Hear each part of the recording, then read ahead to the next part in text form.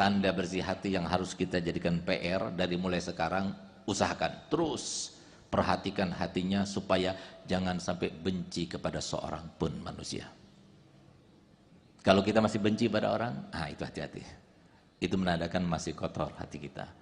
Dan ingat, untuk supaya kita cepat menuju ke sana, dan kita harus sama-sama, supaya kita tidak ada terlambat masuk surganya sama-sama cepat. Karena apa? Nggak ada masuk surga sendirian, semuanya harus bersama-sama.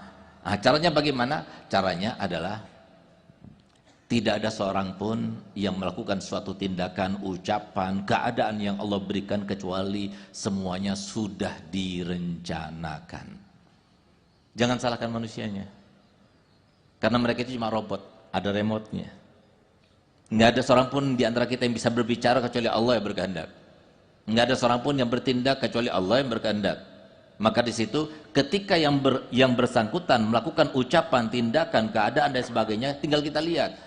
Pada waktu dia akan bertindak, ketika dia akan berucap, itu kan ada pilihan. Mau bertindak yang baik atau yang buruk. Mau berucap yang baik atau yang buruk. Mau dalam keadaan yang baik atau yang buruk. Kalau dia itu memilih dalam keadaan yang baik, maka dia dapat pahala. Kalau dia memilih dalam keadaan yang tidak baik, berarti dia akan dapat dosa, dan dosa itu ya bikin dia sengsara. Sedangkan kalau kita melakukan kebaikan, kita akan dapat kebahagiaan. Itu yang pertama. Yang kedua, jangan pernah merasa lebih baik dari satu orang pun. Mohon maaf, Nabi SAW dalam hadisnya bersabda, fa innal umura kullaha bi khawatimiha. Memang benar, saya sama Kenul Kholis ada seorang yang dikenal seorang kiai, habib, ya alhamdulillah punya ilmu. Saya pakai imamah, pakai pakaiannya Nabi, tapi belum tentu saya meninggalnya seperti ini.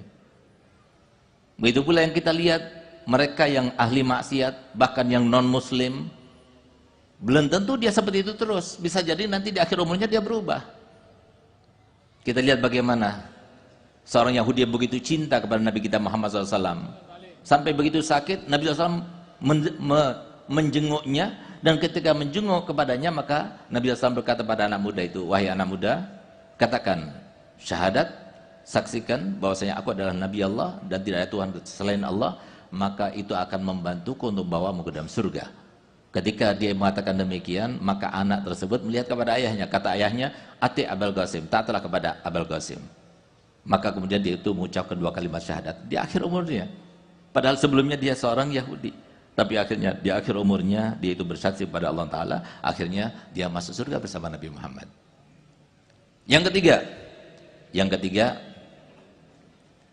adalah merahmati setiap orang.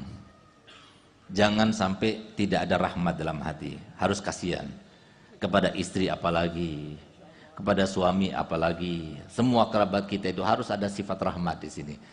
Karena Rasulullah telah bersabda, Ar-Ruhama yarhamuhumur Rahman. Mereka yang saling mengasihi, Allah akan mengasihi mereka. Irhamu man fil ardi yarhamukum man fis sama. Hendaknya rahmati semua yang ada di muka bumi ini, maka pasti yang di atas akan merahmati kita semuanya. Ayo sama-sama, itu PR kita. Sampai kapan? Sampai kita meninggal. Usahakan jangan pernah benci pada orang, jangan pernah merasa lebih baik dari satu orang pun, dan kita harus rahmat kepada siapapun. Insya Allah kita akan masuk surga bersama-sama, insya Allah.